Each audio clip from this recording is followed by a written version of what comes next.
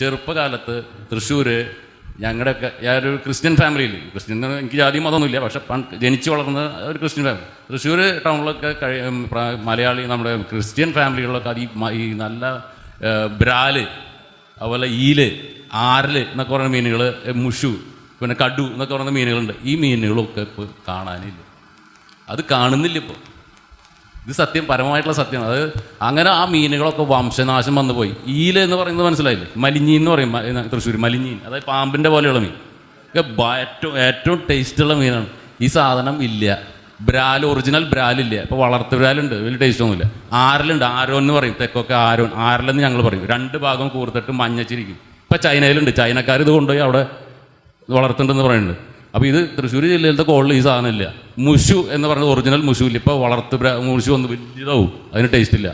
ഇങ്ങനെ ഒരുപാട് മീനുകൾ, പരല് തൊട്ട് ഒരുപാട് മീനുകൾ വംശനാശം വന്നു എന്നുള്ള സത്യം. അത് ഞാൻ മുഴുവൻ കെമിക്കലിനെ പറയാൻ പറ്റുമോ എന്ന് എനിക്കറിയില്ല. പക്ഷേ വ്യാപകമായിട്ട് ഈ കൃഷി വന്നപ്പോൾ അത് ഉഴുതു മറക്കിലകളും ഒക്കെ കൂടിയിട്ടാവും. പക്ഷെ കെമിക്കലിന് ചെറിയൊരു പങ്കുണ്ട് എന്നുള്ളത് എനിക്കറിയാം. ഇതിൻ്റെ അളവ്, ഇത് അടിക്കുന്നത്, മരുന്നടിക്കുന്നത് നമ്മളെ കെമിസ്ട്രിയിൽ PhD എടുത്ത സാറല്ല വന്ന് അടിക്കുന്നത് കെമിക്കൽ. അവിടെ ഇപ്പോൾ അടിക്കുന്നത്, പാടത്തടിക്കുന്ന അത് ബംഗാളിൽ നിന്ന് നമ്മൾ പറയുന്ന ഛത്തീസ്ഗറിൽ നിന്നും UP നിന്നും വരുന്ന പിള്ളേരാണ്. ബംഗാളിൽ നിന്ന് നമ്മൾ വിളിക്കുന്നു. അധികം ഞാൻ ചോദിക്കുമ്പോൾ, ചരിത്രം ചോദിക്കുമ്പോൾ UP നിന്നും ഛത്തീസ്ഗറിൽ നിന്നും അവിടെ നിന്നൊക്കെ വരുന്ന ടീമുകളാണ്. ഈ പിള്ളേരാണ് ഒരു വെച്ച് കാച്ചാണ്. നമ്മൾ മനസ്സിലാക്കേണ്ട ഒരു കാര്യമുണ്ട്. ഭൂമിയിൽ ജീവൻ ഉണ്ടായതിനു ശേഷം അന്നുണ്ടായ 90% ജീവിവർഗ്ഗങ്ങളും ഇല്ലാതായി പോയിട്ടുണ്ട് എന്നുള്ളത് മനസ്സിലാക്കുക. അന്നുള്ള ഒരു ജീവിവർഗ്ഗങ്ങളും അല്ല ഇന്നുള്ളത്. ജീവിവർഗ്ഗങ്ങൾ കോൺസ്റ്റൻ്റ് ആയിട്ട് പരിണമിച്ചുകൊണ്ടിരിക്കുകയാണ്.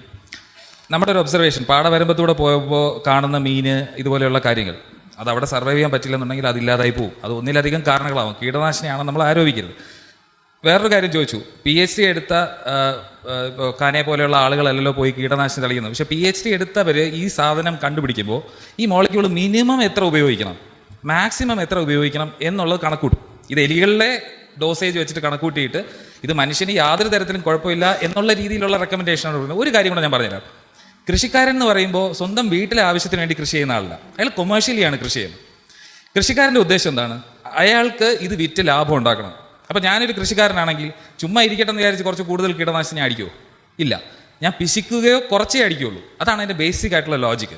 അപ്പോൾ എപ്പോഴും നമ്മൾ ആലോചിച്ച് കഴിഞ്ഞാൽ അറിയാം, കീടനാശിനി ചുമ്മാ അടിക്കുന്നു എന്ന് പറയുന്നത് വെറും ചുമ്മാ പറയുന്നതാണ്.